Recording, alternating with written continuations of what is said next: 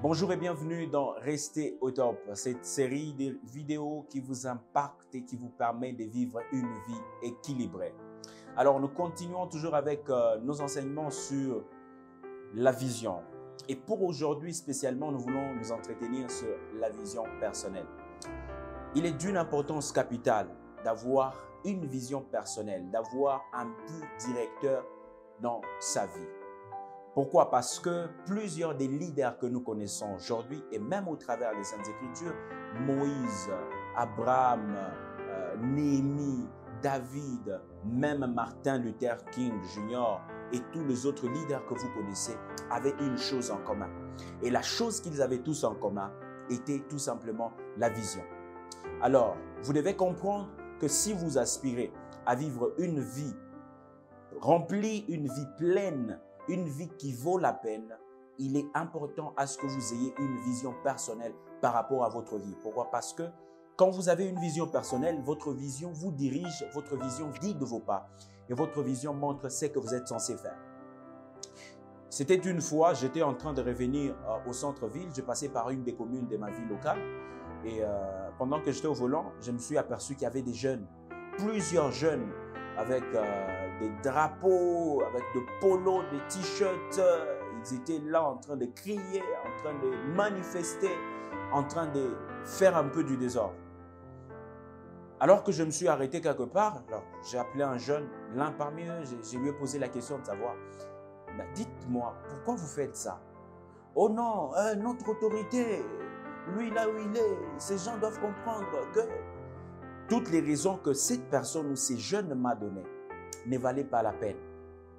Parce qu'en manifestant, celui-ci risquait sa vie, mais sans connaître pourquoi il le faisait. Et ça, c'est un danger.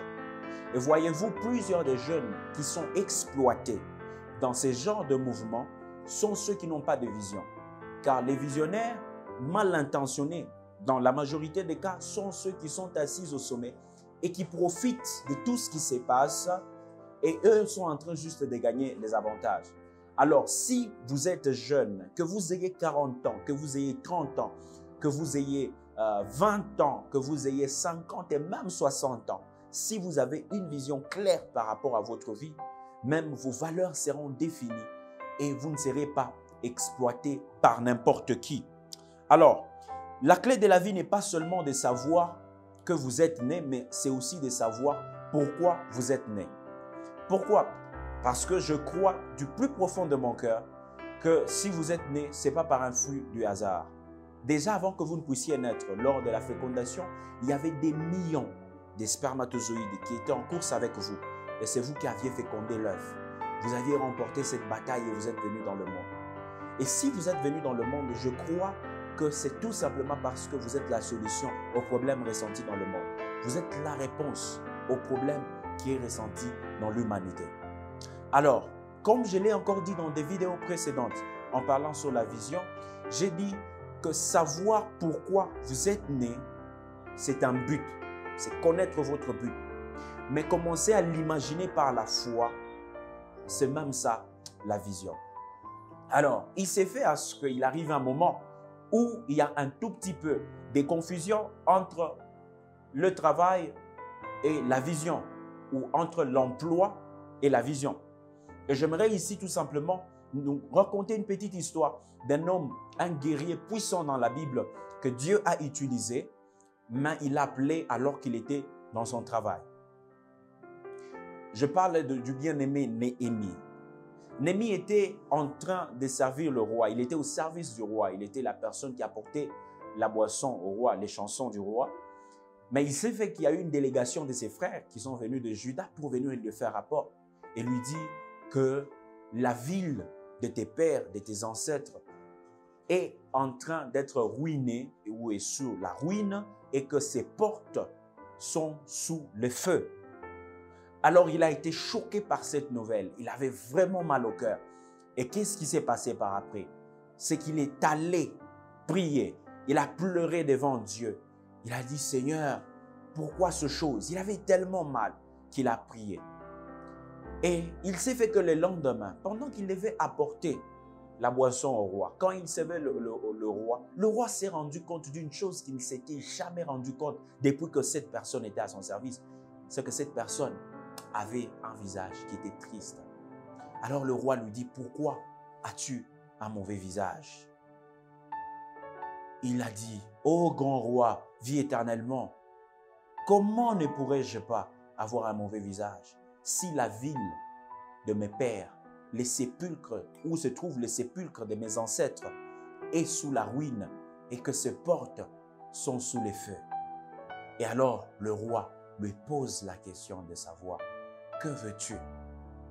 Alors il dit, oh, si cela plaît au roi, que le roi me permet d'aller pour rebâtir la muraille de la ville de mes ancêtres. Et après, je reviendrai. La vision naît très souvent face à des difficultés.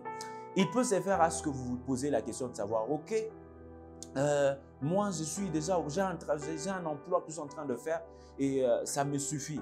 Non, ça ne vous suffit pas. Pourquoi? Parce que la différence entre l'emploi et le travail, selon un aîné, il a dit une fois que l'emploi, c'est ce que vous faites pour subvenir à vos besoins, mais le travail, c'est ce que vous êtes né pour faire.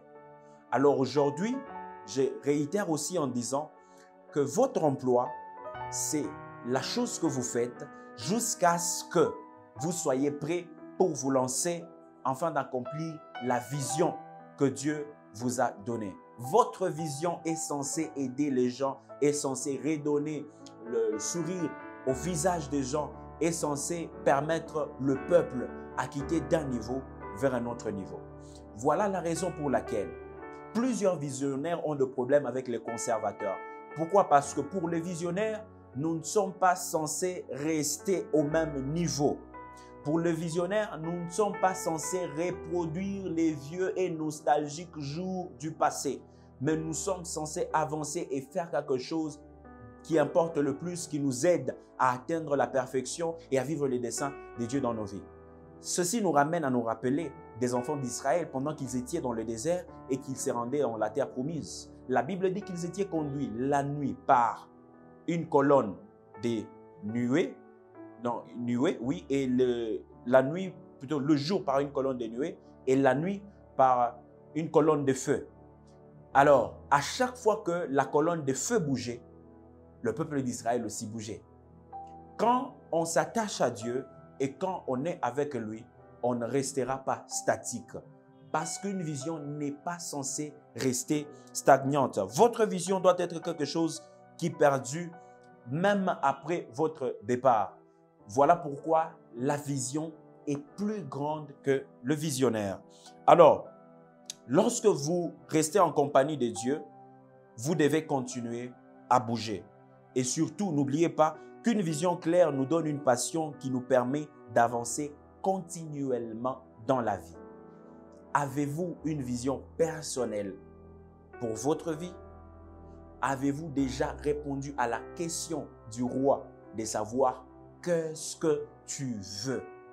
Ne sois pas de la catégorie de ceux qui ne savent pas ce qu'ils veulent. Parce que si tu ne sais pas ce que tu veux, tu ne seras pas focus. Souvenez-vous même de notre bien-aimé Jésus-Christ, alors qu'on lui a réprimandé en disant qu'on te cherchait, moi et ton père, on te cherchait pendant tous ces jours. Celui-ci réagit en disant, I'm about my father's business. Ça, c'est dans la version King James, pour dire que je dois m'occuper des affaires de mon père. Alors, êtes-vous en train de vous occuper des affaires de votre père? Si c'est le cas, vous pouvez laisser en commentaire votre vision personnelle et que Dieu vous bénisse. Shalom.